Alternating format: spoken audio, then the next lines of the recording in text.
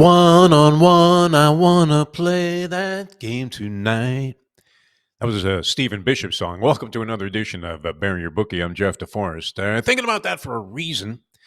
And good morning, everybody. Good to have you guys with us. We're going to be joined a bit later on by Troy West. We're going west, young man. Horace Stoneham here, going west, young man. And we're going to talk to Troy West, a handicapper, is going to join us every Wednesday here on the program as we head towards the football season. This guy should be in form, handicapping baseball for us today, I would imagine, as you have, I think, a full slate of baseball games to go ahead and dabble into and gamble into. So best of luck with that. We have been hot on baseball, 4-0 with our picks on the show. I don't know if you count mind bets. Not sure that they should factor in. We would have given out a loser yesterday. That's always great. So we held back on that. I was going to give out the Twins, who were leading 5-3 in the eighth inning last I looked. And they're mamboing around the bases. It looks like they're really going to put a rally together. They end up losing 7-5 to the Padres. So we spared ourselves the embarrassment of giving out our first loser here on the show. I brought up the one-on-one thing for a reason. And there was a comparison, a parallel. This is a hot story in the National Football League with Tua Tagovailoa of the Miami Dolphins. And rarely do you see a player go ahead and just completely disparage and humiliate another coach with accusations and assertions that this coach was out to destroy his career and his confidence. And there was a parallel to the movie. I don't know if you guys remember this. I believe it to be the worst sports movie ever made, and that is One-on-One, starring Robbie Benson. I want to say circa around 1977. So many of you younger people were spared from seeing this unadulterated piece of shit, where a guy named G.D. Spradlin, who was a character actor, plays a coach named Coach Moreland. And Benson is this hotshot basketball player out of Colorado, but he defies all of the credos that Moreland likes to coach by, a Marquis de Sade type of approach, much like Brian Flores was exhibiting towards Tua Tagovailoa, literally destroying his confidence and belittling him to the point where he may as well have been getting choked by Bobby Knight. Anyway, it turns out I'm looking up some facts about the movie, trying to refresh my memory about it. And this guy must have been on a bigger bribery system than Jose Suleiman when he was running the World Boxing Council. Because Roger Ebert, who I thought had tremendous credibility, right? Maybe he was shoveling a little bit too much popcorn with butter in his face. He was a little bit rotund. He checked out several years ago. Naturally, the skinny guy, Gene Siskel, died first. It's always the way, right? The fat guy lives forever. But this guy gave One-on-One 3 of 4 stars. Who was paying him? I don't know who put this movie on. It had to be money coming from Paramount, though, because there's no way that anybody with any credibility as a movie critic or a critic of any type could have seen this as anything but just an outright piece of crap. It was hardly the Citizen Kane of sports movies. But anyway, parallel there. If you see this movie, if you get a chance, try not to watch too much of it. But you will see the same treatment being given to Robbie Benson in One-on-One that Brian Flores, former head coach of the Miami Dolphins, was exhibiting and just permeating the unfortunate negative psyche of Tua Tagovailoa, who wasn't laced with as much confidence. I guess that would be a lot to overcome. Hey, maybe you have a lot to overcome with your betting, and you're going to hopefully get some good advice here on the show today. If you are betting, BetOnline is the world's most trusted betting platform and your number one source for everything football. From the preseason NFL to college kicking off, BetOnline has every stat, every matchup, even live odds and spreads while the games are being played. If you think you really know your stuff, get in on the winner-take-all $300,000 NFL Survivor Pool for the upcoming season. We're 2 weeks away, so get involved, people. When the game's over, head on over to the online casino. You can play poker. You can play blackjack. They have over 150 slot games that you can have some fun with. Head to the website today. Use the promo code BELIEVE, BLEAV. That's all caps. And get in on the action. Bet online. The game starts here. All right, many things to take a look at. This is odd. The extent, the extremism that's taking place in wagering on sports today exceeds even the most mind-boggling of anticipation. Well, once this all became legalized and people were getting involved, as we welcome to the program, and this is great because he's going to save me today. I was going to try and give out a baseball game, and I'm just really looking over the sheet while I'm on the throne here. And we bring in Troy West from Troy Wins. our good friend from Seattle. He's up early in the morning. You look great, Troy. How are you, my friend? Boy, better than the Seattle Mariners. Woo, I'm Yes. telling you, Defo. I know you're across the country, but I'm telling you, there has never been a fan base in the history of this country that wants to go blow up T-Mobile Park today. I mean, this team was 10 games up in the division back in June. They are now four out. Yesterday, they're up 3-0 on the Dodgers. The Red Sox take care of the Astros. Everybody in Seattle's excited. They're like, oh my gosh, we're going to cut this thing back down to 4 games. And sure enough, the bullpen gives it up yet again. I'm telling you, I have never in my life seen a bigger debacle. The number one pitching staff in all of baseball, and they're probably going to miss the playoffs. Holy Ichiro, man. They must be choking on the whale blubber there. Or is that an Alaska thing? Seattle, I mean, can you go into any restaurant and get like a whale blubber sandwich? Is that the way it works, Troy? Yeah, we don't get a lot of that in Seattle. I think that's an Alaska thing. Yeah, I mean, it's funny, and you look at all the different things that are happening in baseball with the additional wild card teams, which I used to be radically and just, completely opposed to the idea of bastardizing the playoffs by adding more teams. But with baseball, I think it's worked. At first, when they put in the one wild card, I was appalled. And then when they expanded it now, and you have three in each league, you're thinking that's way too many. It's almost getting like the NHL, where in one season, I believe they had 20 of 30 teams make the postseason.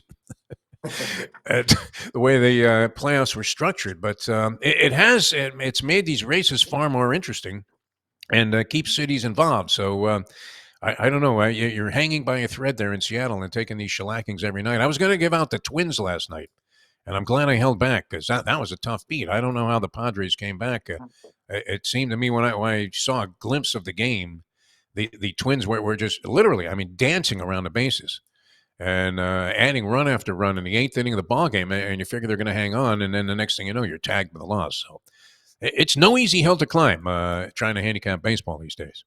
Baseball can be tough, because you think you're onto something, then all of a sudden you really don't know what the manager's going to do late in the game with the bullpen, and then all of a sudden the bullpen gives it up for you. I mean, and then the other reason that I hate baseball more than ever with sports betting is extra innings, right? I mean, Yes, extra innings are forcing games to go over. I mean, look at the Yankees and Guardians yesterday, 3-3 going into extra innings, and all of a sudden the final score is 9-5, 14 right. runs. So that's probably the rule I hate the most that affects sports betting is if you've got unders, which I'm a big fan of playing unders when baseball because I like tailing good starting pitching. But man, you go into an extra inning game at 1-1 for God's sakes, you're still not safe, right?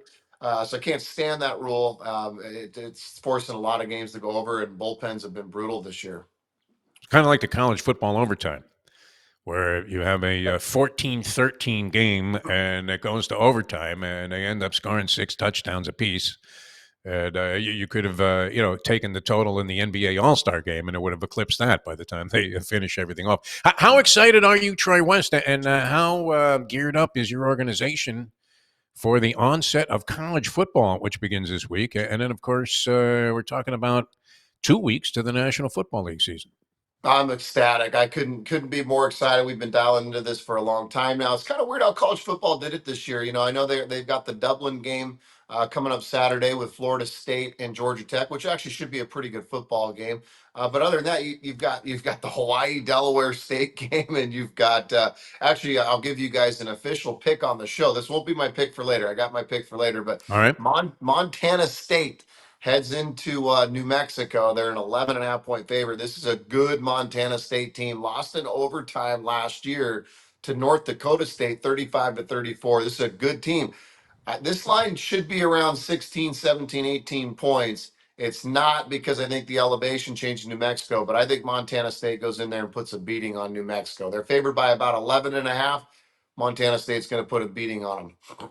All right, not an official position here taken by Troy West as what we plan to be accountable on the show. I was going to mention this too before you came on. I'm looking at this action sports thing that I get a clip from a little glimpse of in my New York Post every day.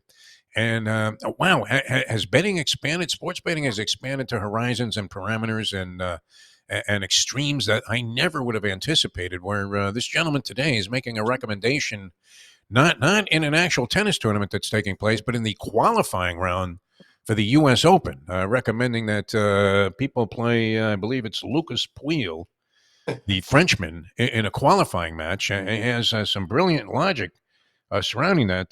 Pouille was a guy that had ascended all the way to number 10 in the world at one point, and has been beset by injuries. I didn't even know he was still alive, this guy.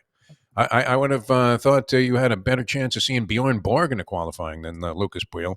But he has him predicted today at minus 110 to win his qualifying match in the second round of qualifying. I mean, how far out there do we have to extend the net before we start to reel back some of these people? Would you be inclined? I guess if you win at anything, it's a good thing. But I mean, do you go ahead and dive into things as far fetched as U.S. Open qualifying tennis matches?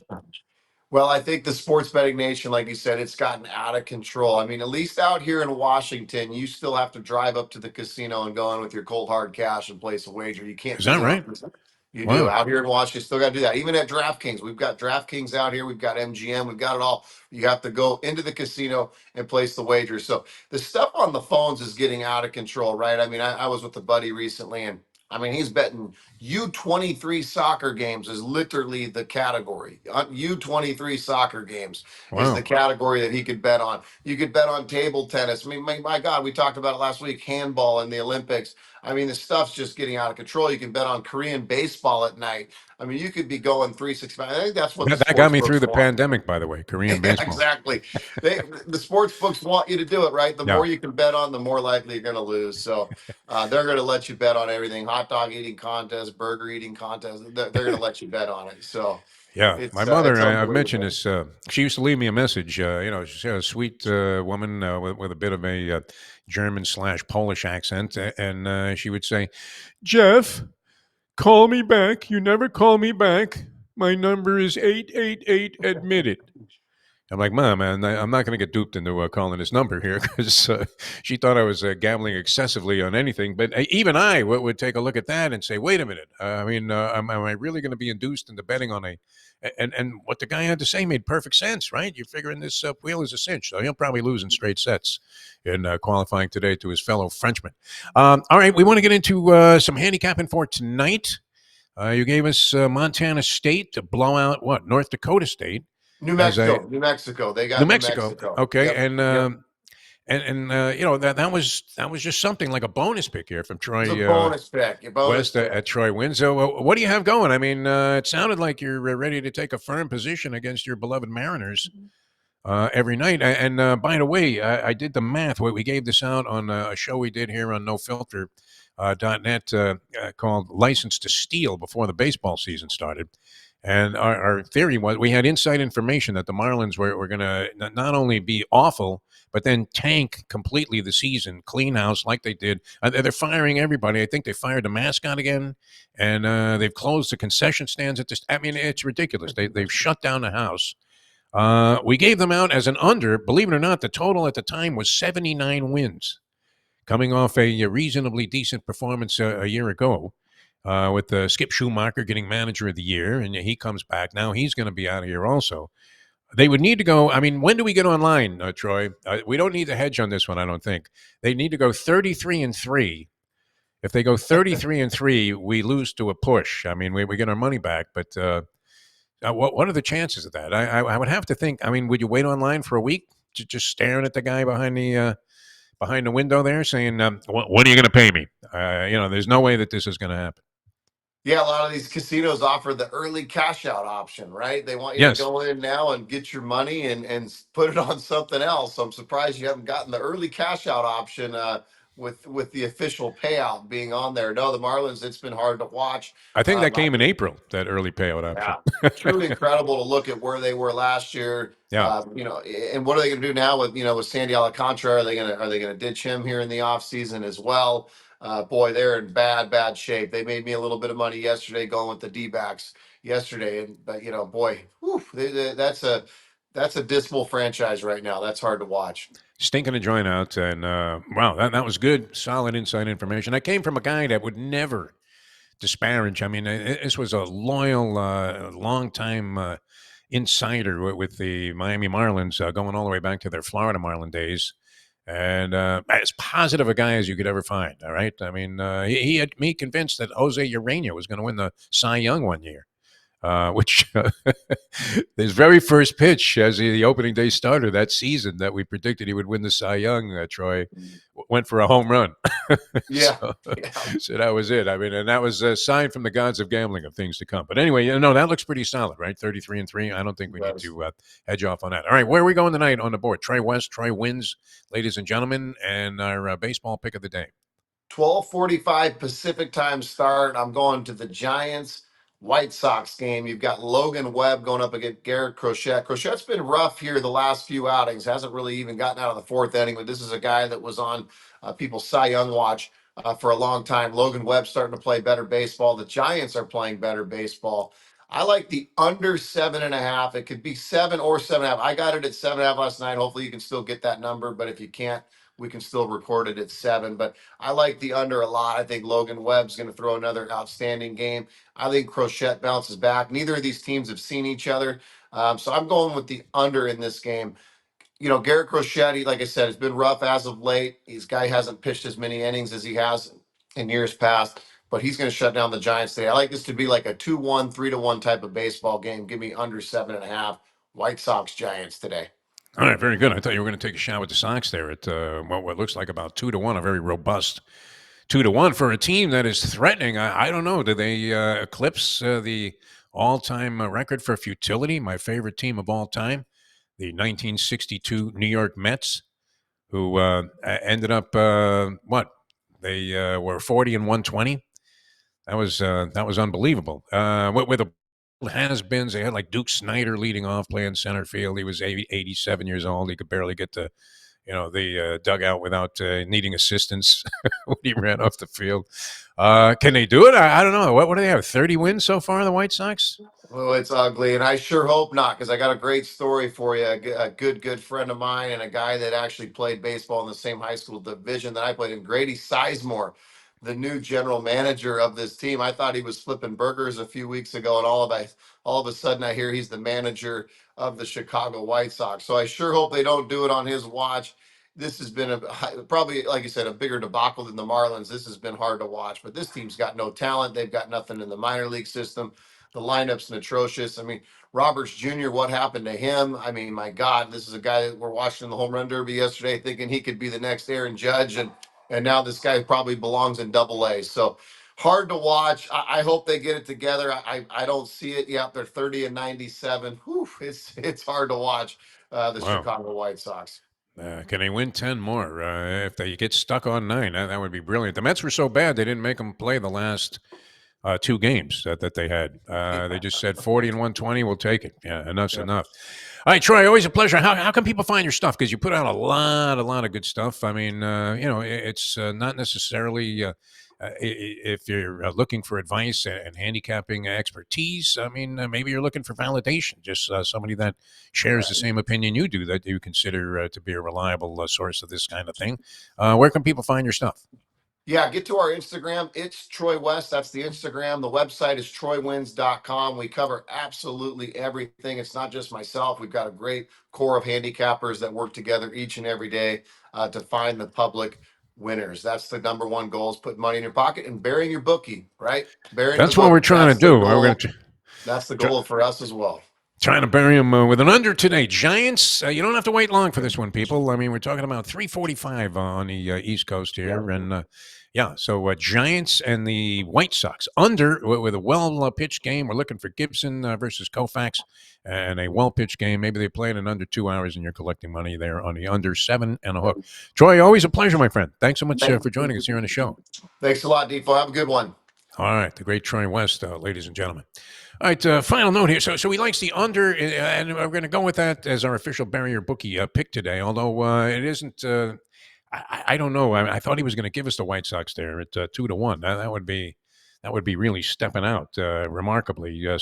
What can you deduce from the preseason in the NFL? We're going to try and get you some insight into the NFL season over the next couple of weeks with several of our handicappers, a lot of guys that we want to introduce you to that have all kinds of interesting approaches to picking National Football League games. But I was talking earlier this morning on another show we do with the great Iron Eagle. And he gave us a very interesting perspective. And even he, as the number 2 guy, and it's only a matter of time. I mean, Jim Nantz has to be hearing footsteps, doesn't he?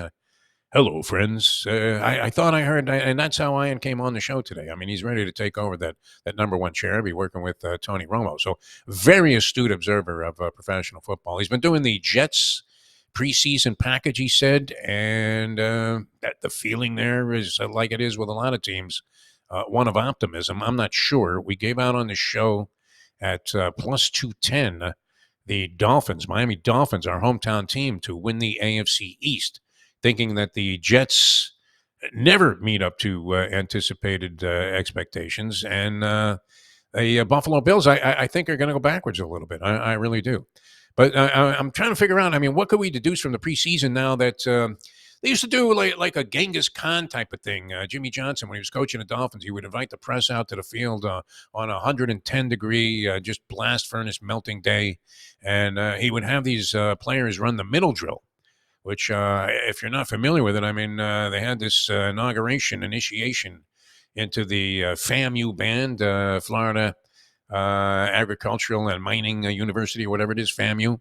Always a patsy on the schedule of like the Florida Gators, Miami Hurricanes, Florida State. You'll see them play FAMU on a somewhat annual basis, and take the 47-7 win and gladly play the $1 million that FAMU paid for the beating for their football team. But speaking of beatings, they had to ban this, where they had like some fat tuba player had to get on a school bus and then roll his way through.